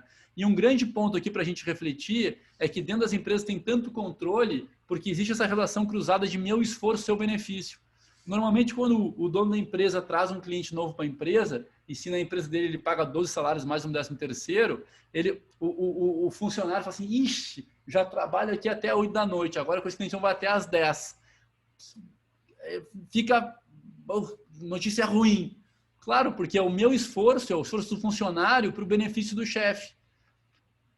Daqui a pouco o cara vem lá para o chefe e fala assim, chefe, preciso de mais um funcionário aqui. O chefe passa, tá louco. Eu vou gastar mais, sei lá, 100 pau por semestre para trazer mais um cara e esse cara vai trabalhar menos. Então, é o meu esforço para o teu benefício. Então, eu quero saber aqui, controle de horas, time sheet, pareto de funções, saber o que está fazendo, saber que horas tu chega, porque eu quero realmente ter certeza que tu precisa daquele cara. Porque, afinal de contas, tu quer o meu dinheiro para fazer uma coisa que vai te dar moleza. Então, nas empresas, a gente estabeleceu um modelo de relação cruzada de esforço e benefício que torna elas altamente burocráticas, chatas e xaropes e deixa o funcionário ter pouco incentivo. Por que o funcionário não traz mais receita? Como assim, não toda empresa ninguém traz receita, ninguém corta despesa. Por quê? Porque o cara não tem benefício. Não tem nenhum benefício para isso. Cortar uma despesa vai gerar mais trabalho para o cara, vai deixar ele mais distante da meta, vai fazer com que ele tenha mais dificuldade de trazer os recursos para entregar o que foi para nenhum benefício. Então, ninguém vai fazer esforço se não tiver um benefício proporcional. E aqui que a gente tem que repensar, porque se eu quero destravar o valor da minha empresa, e olha assim, olha a volta que eu estou dando para dizer como é que eu me torno mais eficiente hoje. Para eu ter eficiência, eu preciso de um time jogando comigo. Para o time jogar comigo, o time tem que entender os benefícios de jogar comigo. O cara tem que sonhar em chegar lá, porque lá é bom para ele, não é bom para mim. É muito fácil dizer, vamos chegar lá, mas por que é bom chegar lá? É bom para mim, então eu não vou querer chegar. Tem uma frase do Pequeno Príncipe, se você quer que o cara construa barcos, faça ele sonhar com o mar. Faz o cara sonhar com o mar, faz ele entender que caminhar naquela direção é bom para ele, não é bom para vocês. O Jack Welch, que é o cara da GL, ele fala assim, que tem 3 tipos de gestores. Tem um 1.0 que fala assim, digita essa folha aqui para mim e acabou. O segundo diz, cara, olha só, eu preciso assinar uma petição rápida aqui. Ele diz o objetivo e fala, pá, assina, faz isso aqui para mim. O líder 3.0, eu quero fazer, tá vendo lá em cima? Tá vendo? Vamos chegar lá. Olha como vai ser bom para nós. Vamos tirar uma foto nossa, tu vai ser premiado. Tua família vai ficar feliz, orgulhosa. Tá afim de encarar essa? Tô. Então, o cara, ele entende que chegar lá é bom para ele. Então, ele vai se esforçar de uma forma muito mais verdadeira para isso. Então, programas de partnership, PLR, isso aqui tudo gera alinhamento de interesse. Eu divido na Starts, 25% do resultado da empresa é pago para todos. É dividido entre todos. Eu sou generoso? Não. Eu estou fazendo com que o cara queira construir o resultado e ele vai receber um pedaço desse resultado. Então, se eu trago um cliente novo, ele se beneficia. Se ele corta um custo, ele se beneficia. Qualquer coisa que acontece, se a gente perde um cliente, ele se prejudica. Então, sempre que a gente tem alguma conquista ou algum problema, todo mundo está junto no barco. E aí eu gero um alinhamento e fica muito mais fácil tocar uma empresa com um time alinhado do que dizendo, a figura que eu vejo hoje assim, eu estou na trincheira aqui com o meu time e a metade do meu tempo eu gasto controlando o meu time. Mas eu tenho que atacar aqui lá, eu não tenho que controlar aqui. Aqui eu tenho que estar alinhado para querer ganhar naquele cara lá. Tá difícil ganhar com o time inteiro, com o time jogando pela metade e eu dedicando boa parte do meu tempo para controlar os meus caras, fica quase impossível. Né? E como é que a gente se torna, então, ambidestro? Como é que a gente cria essa lógica de alinhamento de interesse? A gente desenvolveu um modelo olhando para as empresas do Vale, para as empresas que conseguiram se transformar aqui e aplicando isso nos nossos negócios, que é um modelo chamado gestão por contexto, que basicamente ele tem esses 9, 10 itens aqui, que me parece que são pontos comuns dessas empresas. A forma como a qual a gente executa isso, a intensidade que a gente executa cada um dos itens, fica a critério de cada empresa. Mas as empresas olham para esses itens e elas atacam esses itens de uma maneira bastante unificada, tá? O que esse modelo diz? Que contexto é mais importante que controle. Não é que controle não é importante, contexto é mais importante. Eu continuo controlando, mas o contexto é mais, o alinhamento é mais importante. Esse modelo parte da premissa que jogador ganha jogo e time ganha campeonato. Se eu quero fazer algo relevante, eu tenho que estar alinhado com o meu time. Se eu quero ter um time, eu tenho que ter um time alinhado com um propósito. Por que a gente está aqui? Qual é o nosso objetivo? Qual é o nosso, o que nos motiva? E mais, eu tenho que olhar o propósito, ele pode ter esse caráter motivacional, mas ele tem um caráter prático, pragmático, e dizer o que nós vamos fazer, por que nós existimos. A Startse é uma empresa que quer provocar novos começos pela educação. Esse é o nosso propósito. Há 6 meses atrás, os nossos principais linhas de receita de imersões internacionais, conferências e educação presencial foram atacados pelo Covid e fecharam. Se eu sou uma empresa que faz educação presencial, imersão internacional e conferências, eu quebro e acabou o meu negócio. Mas eu não estou fixo aqui no meu core, eu estou fixo na minha educação. E eu vou fazer a educação da forma que eu puder fazer. Então, o propósito garante que eu não olhe, eu não sou o teletaxi que faz conexão de passageiro e motorista por telefone. Eu faço conexões de soluções de mobilidade. Eu vou fazer isso da melhor forma que eu puder fazer. E eu vou sempre ficar evoluindo para saber se o teletaxi estivesse preso nesse propósito e não no como ele faz, ele teria conseguido evoluir. Se eu sou um cara que a minha função não é digitar 10 folhas no SAP, é imputar dados no sistema. A forma como eu vou fazer isso, então, se eu estou preso no meu propósito, eu consigo evoluir no meu core. Eu tenho um time que vem alinhado com propósito, mas que vem empreender. Não é um time empreendedor que vai abrir CNPJ, é um time que quer evoluir o negócio, que quer fazer o negócio acontecer. Para fazer acontecer, esse time tem que entender risco e sinistro. Como é que eu decido? Né? E a gente olha aqui na decisão, assim, eu não tenho mais certeza sobre o que está certo ou errado, eu tenho hipóteses. E eu tenho que validar essas hipóteses de uma forma muito rápida. E como é que eu faço para validar a hipótese? Eu olho qual é o potencial disso, qual é a probabilidade de dar certo e a mais importante, qual é o tamanho da perda. A gente pode errar, pode, desde que a perda seja suportável. Eu posso fazer vários microexperimentos se as perdas forem calculadas. Então, eu estava num workshop nessa semana e a CFO da empresa disse, então quer dizer que a gente tem que tomar mais risco fazendo vários investimentos. Falei, não, tu vai tomar menos risco fazendo isso, porque é muito mais arriscado montar um business plan de 2 anos, colocar lá 2 milhões de reais nesse negócio e ficar 2 anos trabalhando em cima de uma hipótese agora, em cima de um cenário que tu sabe que vai estar errado, do que tu fazer microexperimentos e validar daqui a 30, 60 dias. Então, é mais conservador fazer isso do que fazer o modelo alternativo.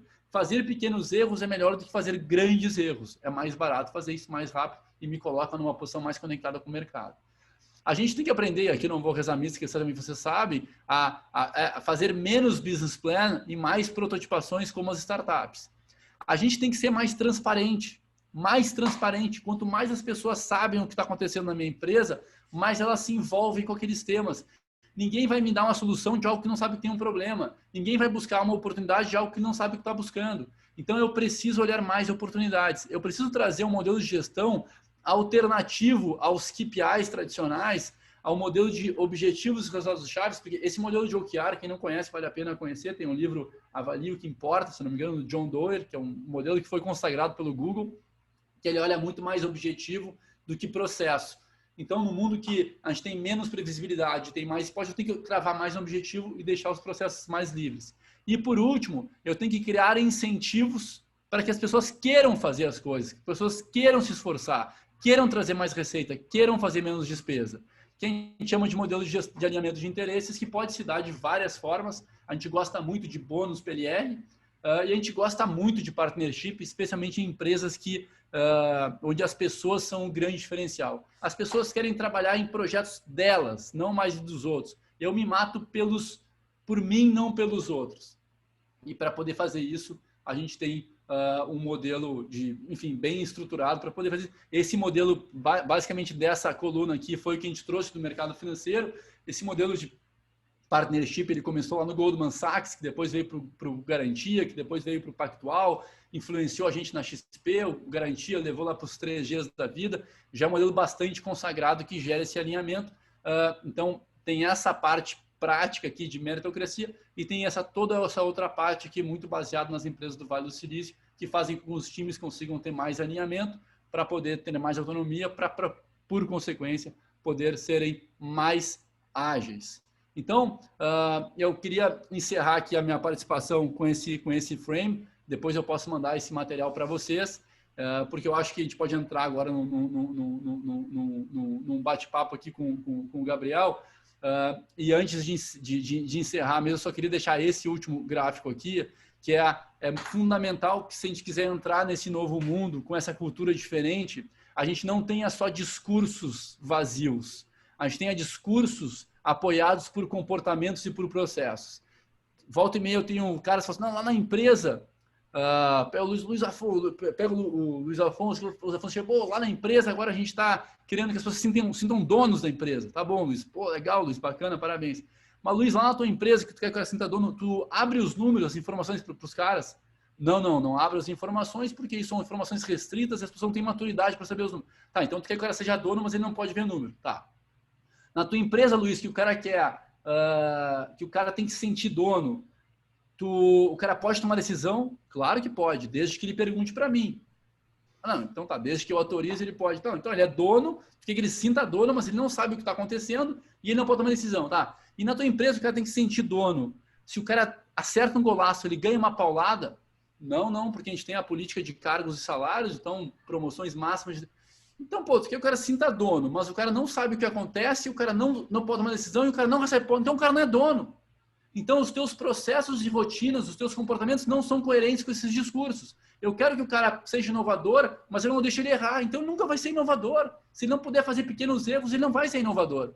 Então, a gente tem que olhar para essas frases que a gente coloca que são bonitas e a gente entender quais são os processos e os comportamentos que nos criam a condição para que realmente aquilo aconteça.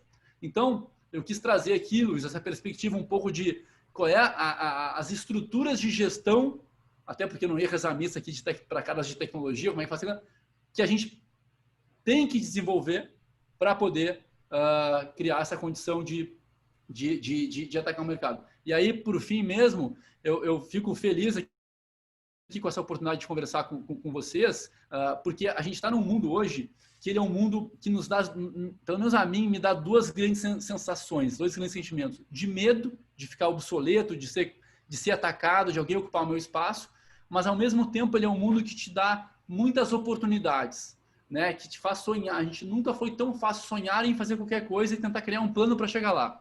Não necessariamente a gente vai conseguir, mas é possível desenhar um plano. Então, nesse mundo, a gente tem que subir mais a barra. A gente tem que se desafiar mais. A gente tem que poder tentar coisas mais ousadas. Não adianta. A gente tem que sentir mais frio na barriga. A gente tem que se expor a mais coisas. A gente não vai conseguir fazer coisas relevantes num estado de conformidade, querendo proteger o nosso negócio, tentando fazer só pequenos passos, melhores incrementais. A gente tem que conseguir dar uma de Gabriel aqui, cara, e setar barreiras lá em cima e se organizar para isso. Porque quando a gente faz isso, a gente coloca o melhor do nosso esforço, o melhor do nosso empenho, nossa criatividade, a gente consegue trazer pessoas melhores para perto da gente para poder fazer esse tipo de coisa acontecer. E é fundamental que a gente faça, porque se a gente não fizer, alguém vai fazer. E alguém vai ocupar o nosso espaço e a nossa sociedade, o Brasil, tende a ficar um lugar muito problemático se a gente for só exportador de grão e não exportador de inteligência. O mundo hoje é aberto, a competição é global e a gente tem que colocar o nosso desafio neste nível para poder ser relevante no tempo. Luiz, obrigado, cara. Você acha que me estourei um pouco o tempo? Muito obrigado, Pedro Engler, por esta excelente apresentação, excelente participação. O Pedro permanece conosco e nós convidamos agora para mediar este momento de perguntas enviadas pelo QIA, o nosso diretor de startups, Gabriel Engel. Mas antes de passarmos a palavra ao Gabriel, o Gabriel já está entrando, nós informamos que os cursos oferecidos pela Startse são Sociedade e Cultura for Business, que acontecerão no formato online dias 15 e 16 de outubro. Lembramos que para participar é só seguir estes passos simples. Curta a postagem do sorteio, que está no perfil do Instagram do CEPRORGS, CEPRORGS Oficial. Em seguida, comente a mesma postagem com seu nome e o nome de sua empresa e assim você já estará participando do sorteio. Os ganhadores serão anunciados ao final do evento de hoje, ao final do debate, e é muito importante lembrar que somente receberão os prêmios se estiverem presentes até o final do evento. Os ganhadores também serão contatados pelo setor de marketing do CEPRORGS. Lembramos que no dia 22 de setembro, agora logo próximo, nós realizaremos o webinar do Grupo de Gestão Empresarial do CEPRORGS, com palestra de André Streppel, CEO da WK Job Hub, sobre o tema Convergência, Liderança e Cultura. Participe! No dia 2 de outubro, teremos mais uma edição do CEPRORGS Talk, abordando o tema Blockchain, Cibersegurança, Data Privacy e mais, LGPD na prática para a TI, com os palestrantes Simone Macedo e Lisiane Souza, do escritório Lamac Advogados Associados, e Roberto Mazzilli, diretor do CEPRORGS. O evento terá a mediação do presidente do CEPRORGS, Rafael Krug. Em breve, mais informações. E lembramos ainda que teremos mais uma edição virtual do Mesas TI no dia 6 de novembro, com a participação do Dr. Cláudio Lamacchia, ex-presidente da Ordem dos Advogados do Brasil e sócio do escritório Lamacchia Advogados Associados. Em breve, mais informações em nossos canais de comunicação. Divulgue a sua marca, seja patrocinador dos eventos do CEPRORGS, saiba como através do e-mail comunicacau@ceprorgs.org.br. Mais uma vez, nossos agradecimentos aos patrocinadores, patrocínio Gold DBC Company, patrocínio Silver Dinamize e apoio Postmetria. Agora sim, nós passamos a palavra, então, ao nosso diretor de startups, Gabriel Engel, para conduzir o debate com o palestrante Pedro Engler. Gabriel Engel. Após o debate, o Gabriel Engel passará a palavra ao presidente Rafael Krug para o anúncio dos ganhadores do sorteio da Startse e encerramento do nosso Mesas TI virtual. Gabriel, por favor, é tudo contigo. Opa, muito obrigado. Estava me segurando aqui para entrar na conversa depois de escutar palavras tão, elogios vindo de alguém como o Pedro e tendo esse reconhecimento. Eu ficava aqui, não, eu vou ter que entrar para agradecer, eu vou interromper ele para dizer, poxa, me tocou bastante e fico muito lisonjeado, agradecido. E fico também agradecido, né, o CEPRORGS me dá a oportunidade de bater o papo com alguém que eu também admiro tanto, que já fez tanto pelo ecossistema, já serviu de tanta modelo, acho, para muita gente procurando inovar e desenvolver empresas de uma maneira diferente. Acho que conseguiu ter um impacto já muito positivo para o nosso estado, até para o país, né? Claro, o tamanho das realizações. Então, poxa, muito obrigado, me deixou sem palavras e fico orgulhoso mesmo. Eu vou começar aqui, a ideia, né, mais do que um debate, acho que é uma conversa. A gente eu e o Pedro já conversamos muito, tem ideias parecidas e sobre como essa pandemia, o Covid, estão transformando as empresas. Muitas das coisas que talvez aconteceriam nos próximos 5 anos, todo esse lockdown e essa mudança da maneira das pessoas trabalhar colocou ainda uma barreira ainda maior para um tipo de gestão ultrapassado, né? Vamos chamar assim, eu acho que é um tipo de gestão ultrapassado, e acelerou o processo de inovação e de uma maneira talvez um pouco traumática para algumas empresas, mas com certeza era inevitável, era só questão de tempo que isso ia acontecer. Então, acho que vai ser muito legal bater um papo contigo sobre isso. Fico muito feliz em poder compartilhar isso com todo mundo que está presente. Eu vou começar com algumas com as perguntas que passaram no Q&A, e acho que todo mundo que quiser também tiver alguma pergunta, não sei se conseguiram ver ali, tem como colocar aqui no Zoom, na parte de Q&A, aparece para mim poder ler e dar um norte na conversa com temas interessantes para vocês.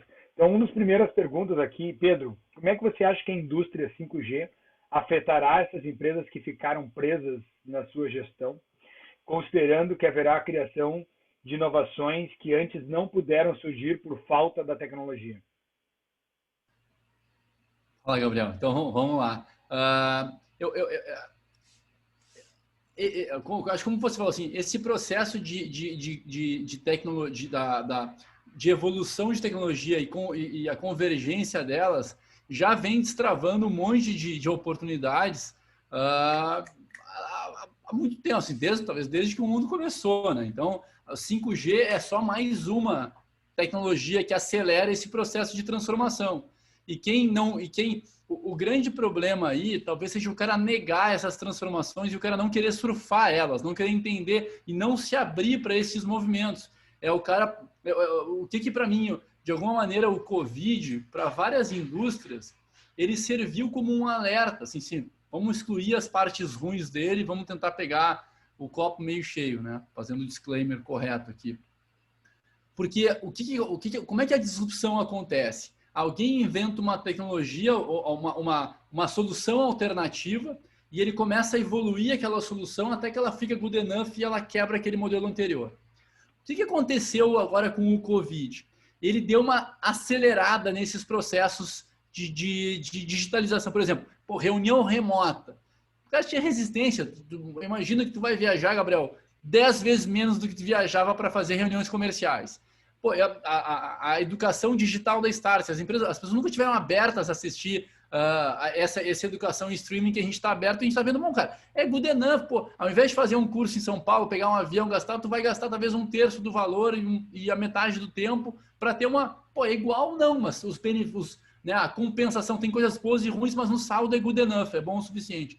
Então, o que o Covid talvez tenha demonstrado, ele deu esse choque, e imaginando que o mundo vai voltar, não no mês, mas as coisas vão ser retomadas, as empresas vão ter a oportunidade de acelerarem esses processos. Porque tu tomou um choque, eu não estava preparado, mas vai voltar e eu vou poder retomar um pedaço do que eu fazia.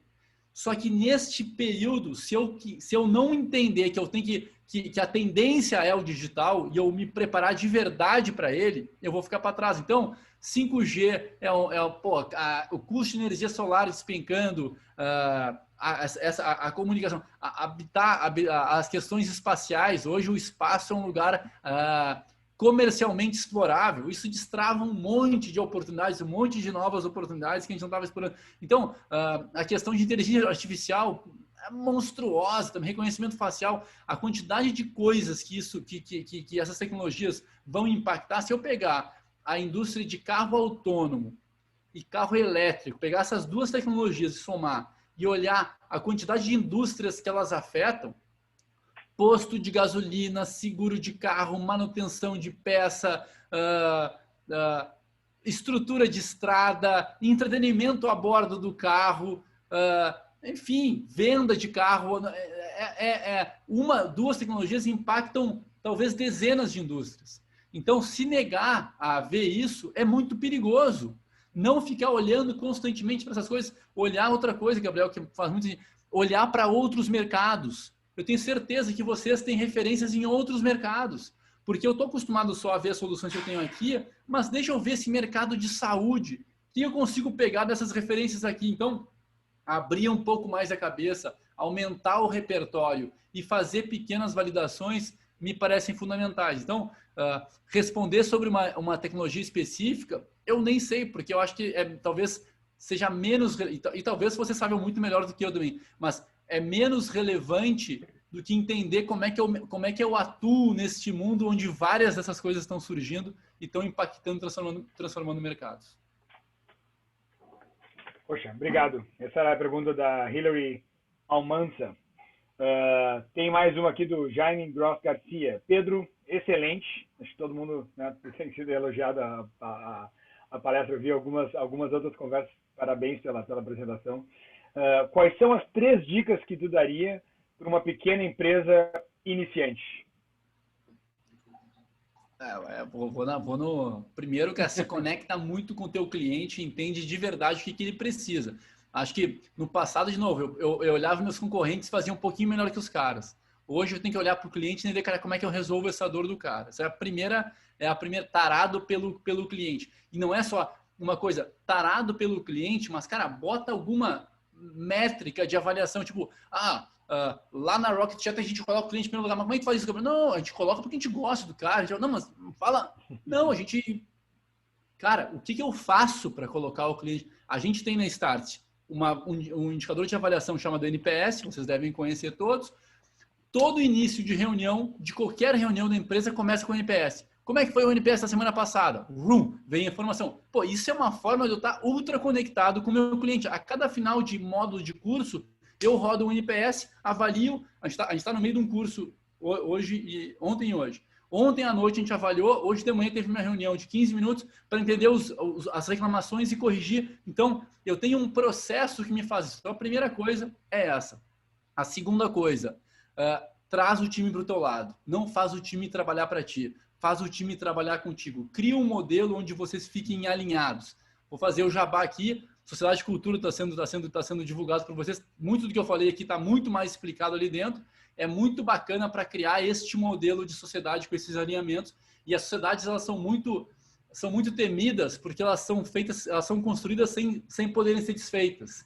Então, aí dá confusão. Tu tem que fazer uma sociedade com um modelo de partnership que permita com que ela evolua, com que as pessoas saiam, entrem, etc. E é isso que esse modelo fala. Então, tenham pessoas junto com vocês, trabalhando com vocês e não para vocês. E a terceira, e aí talvez eu seja um pouco mais old school aqui, cara, criem modelos que fiquem de pé, entendeu? Eu não gosto de tocar negócio que eu vou validar o modelo lá na frente. Isso funciona, tem dinheiro para financiar isso hoje, mas eu gosto de empresas que ficam de pé por conta própria desse primeiro modelo. Então, tentem validar o quanto antes como a gente vai monetizar esse negócio para não depender de dinheiro de terceiros para tocar. O melhor dinheiro certamente é o dinheiro do cliente. Então, eu olharia para essas três coisas e aí, testa, erra. Talvez eu adicionaria, faça pequenos movimentos. Não queira fazer a empresa uma coisa importante. Eu acho assim, as empresas tradicionais, elas só querem lançar as coisas quando estão perfeitas. E aí elas demoram muito para lançar. E elas ficam desenvolvendo o produto com base na sua premissa, com base no cenário que viram, que tem grande chance de estar errado. Então, quanto antes eu lançar o meu produto, maior vai ser a oportunidade que eu vou ter de interagir e evoluir ele. Então, lancem rápido, mas sejam tarados por evoluir o produto. Lancem rápido e evoluam com muita intensidade. Boa. E acho que o André Streber mandou uma que acho que até tem uma conexão com isso que tu disse, tipo, na maneira de... quando tu monta essa sociedade, existe muito um receio na maneira, a sociedade talvez aqui no Brasil, como é estruturada, é muito mais inflexível, né? E parece que é mais um casamento. Então, aquela velha pergunta assim, acho que o André Donando, como identificar o perfil certo para esse possível sócio? Como é que era a barra que vocês faziam? Em que momento, daqui a pouco, alguém que entrou como um colaborador recebia essa oportunidade de virar um sócio? Era alguém, às vezes, já que tu já está trazendo ele com essa oportunidade, tinha um período de vetting, né, de experiência, e como é que era, o que vocês procuravam nessa pessoa enquanto estava passando por esse processo? Boa. Se eu vir o teu sócio hoje, a gente está aqui, a gente se gosta, vai fazer alguma coisa junto. Ela falou, Gabriel, tu vai aqui na parte técnica, eu vou na comercial, vamos junto. Aí daqui a pouco começa a dar certo. Eu falei, Gabriel, vamos assinar aqui um documento meio a meio, beleza. Nós estamos aqui na intensidade, vendo a mesma coisa e com habilidades complementares. As sociedades, elas quebram porque elas partem do princípio que essas habilidades vão continuar evoluindo da mesma forma ao longo do tempo. E é impossível que isso aconteça, porque a gente é diferente. A gente vai ter experiências diferentes, cenários diferentes, vontades diferentes, e é muito provável que eu e o Gabriel, com o passar do tempo, a gente continue com a mesma vontade de se dedicar de uma forma proporcional, porque o Gabriel resolveu que ele quer só trabalhar e eu quero ter uma balance lá, uma vida balanceada melhor. Ou porque o Gabriel quer fazer uma coisa de boutique, eu quero fazer uma coisa de atacado, de varejo. Ou porque ele conseguiu evoluir com o tempo, ele é bom numa empresa pequena que ficou média, ele continuou bom, e na grande ele também se reinventou e ficou... E eu era um cara craque na empresa pequena, na média eu já me escorreguei, na grande eu virei muito ruim, porque as minhas habilidades não são como uma empresa grande. Então, quando a gente estabelece uma relação societária que pressupõe que a gente vai evoluir sempre assim, a gente está sendo meio utópico. Então, à medida que a gente vai evoluindo de uma forma diferente, a sociedade também tem que se ajustar de uma forma diferente. E se ela não é viva, se ela não balanceia, ela quebra, né? Porque ela sofre pressão e quebra. Então, o grande ponto para eu ter a sociedade que é a melhor, uma boa sociedade é a melhor coisa do mundo, uma ruim é a pior coisa do mundo. Então, para eu ter sempre uma boa, eu permitir que ela seja flexível. E como é que ela é flexível? Tu tem que assinar um acordo de acionistas, com algumas premissas. Eu não vou contar todas aqui porque não vai dar tempo, mas se quiserem, assinem no Facebook, lá, no Instagram, para ganhar o curso. Mas, por exemplo, tem um acordo de acionistas que permita com que os valuations sejam pré-definidos. O que é um pré-definido? É 5 vezes EBITDA, 3 vezes receita, 10 vezes receita, o que for, mas de uma forma objetiva. É ter critérios objetivos para avaliar quem compra e quem vende mais ação. Então, o que a gente avalia, Gabriel, quando o cara vai virar sócio? Ele tem que ser um cara relevante na empresa e com resultados recorrentes. Ele tem que ter bons resultados, mas com recorrência. E ele tem que ser alinhado com a cultura. Ele tem que ser um cara que constrói a empresa, que deixa, não é, a gente tem aqueles vendedores, artistas que vão lá e dão um jeito, mas é tudo, quando aquele cara vai embora, aquele processo vai embora. Tem o Jim Collins fala que tem os clock builders e os time tellers. O time teller é o artista conta a hora, mas não deixa o clock builder criar o relógio. Esses são os caras que têm que virar sócio. Então, na medida que os caras vão entregando e vão fazendo a empresa ser maior, desde que eles sejam alinhados com a cultura, eles vão virar sócios, porque eu não estou preocupado quantos por cento da Startse eu tenho. Não estou nem aí quantos por cento eu tenho. Eu estou preocupado que a minha ação que vale 1 tem que valer 2, 3, 4. Eu duvido aqui que alguém que tem ação da Petrobras saiba quantos Petrobras ele tem. Duvido que saiba. Porque não é relevante essa informação. Eu tenho 3% da Petrobras. Até se ficar 3, porque está gigantesca. Mas eu tenho... Interessa que eu comprei a ação a 10 e ela está a 20. É isso que eu quero. Na minha empresa é a mesma coisa. Eu quero comprar a Startse a 10 e vender a 20. Se eu tenho 1% dele... Né, quantos por cento da XP, a XP valia isso, vale isso. Não tem problema de ter um pouquinho daquele negócio, só que as pessoas querem se sentir, não, eu sou o dono da minha organização, eu tenho... Então, eu cravo o meu indicador é quase de vaidade, eu tenho tantos por cento na empresa, eu não quero nem saber quantos por cento eu tenho. Eu quero saber como é que eu faço essa ação valer mais. Se eu tenho 100% na ação que vale 100 e o Gabriel vem trabalhar comigo e faz ela valer 300... Se eu tiver 70 do negócio, eu tenho mais do que eu tinha com 100 sozinho. E é isso que eu quero buscar. Então, tem todo um processo para poder fazer isso, para criar esse modelo de sociedade viva de novo, que não é invenção nossa, é um processo que já está aí há 30 anos no Brasil. A gente só tem que aprender a fazer uso, e aí tem modelos jurídicos, acordos, tudo para proporcionar esse tipo de coisa. Poxa, legal. E realmente, essa mudança esse apego ao percentual, quanto por cento na empresa, eu já vi também bastante, e às vezes é uma luta para tentar mudar. Olha, o que interessa é a quantidade de ações que tu tem e o quanto as ações passam a valer com cada movimentação que a empresa faz. O quanto isso representa do percentual total da empresa não é a métrica que tu deveria estar te apegando, porque isso é uma vanity metric, né? É só de vaidade mesmo, mais do que seja uma métrica útil. Me passaram aqui que a gente tem tempo para mais uma pergunta em função do sorteio e do resto da agenda. Então, tem mais uma do Roberto Little. Pedro, qual a importância de manter a equipe atualizada nas tecnologias que surgem? Eu acho que a importância né, já goes without saying, que é suprema. Talvez, às vezes, se puder responder e ainda adicionar qual a melhor maneira de fazer isso, porque a importância, acho que hoje é base, é realmente muito importante, mas como fazer isso, acho que é como as empresas às vezes se perguntam, é curso que a empresa tem que dar, tem que esperar pessoas que queiram se atualizar, qual é a tática de vocês, a estratégia? Então, Gabriel, eu acho que a importância é aquela que eu tenho que olhar para a minha função, para o meu objetivo e tenho que conseguir evoluir ele. Então, não adianta, a empresa é uma engrenagem, um monte de engrenagenzinha. Se aquela engrenagem é obsoleta, a empresa possivelmente vai ter uma trava na capacidade de fazer mais as coisas. Então, é fundamental que cada um do time entenda como é que eu posso fazer aquilo melhor. Como fazer isso? Eu acho que talvez na tua pergunta deu a primeira coisa é o cara desejar. É tu ter caras que tenham esse interesse e essa vontade de querer evoluir o seu processo. Porque se o cara tem a vontade, ele vai encontrar a solução. E a solução talvez seja acompanhar a Startse, né? Porque é o lugar que mais organiza essa... Estou brincando aqui, fazendo jabá, assim, eu tenho que conseguir... Tá difícil de fazer tudo que eu tenho que fazer e ainda acompanhar essas transformações todas. Então, de alguma maneira, o cara tem que conseguir buscar no próprio CPRORGS, vocês estão trazendo muita informação, muito conteúdo legal, e dizer, cara, como é que eu posso fazer cada uma das funções? Como é que eu faço o meu jurídico melhor, a minha compras melhor, o meu RH melhor, a minha estrutura, e eu tenho que dar essa condição para que os caras busquem as soluções. Acho que tem sites bem verticalizados que conseguem cobrir isso, mas acima de tudo é despertar a vontade das pessoas em querer buscar isso. Por isso que esse alinhamento de interesse é fundamental. O cara tem que querer, ele tem que ter nesse aspecto um pouco do espírito empreendedor de querer buscar, de querer melhorar, de querer fazer, e tem que ter o benefício para isso, né? Porque essa talvez seja a condição que a gente precisa para fazer com que o nosso time evolua apesar da nossa capacidade, apesar dos nossos conhecimentos, que os caras façam além do que a gente enxerga.